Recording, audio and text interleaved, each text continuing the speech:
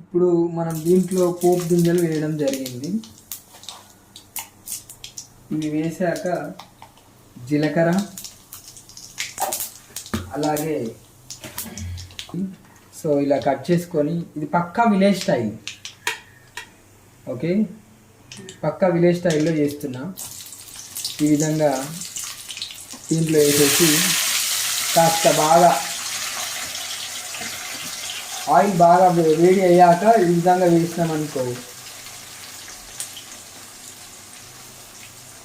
సరిపోతుంది. ఇప్పుడు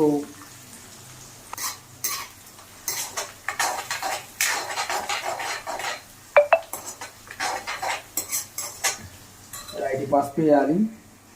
ఒక 1/2 స్పూన్ పసుపు వేసి దాన్ని కాస్త కలిపేసామంటే కాస్త కలర్ వచ్చేసి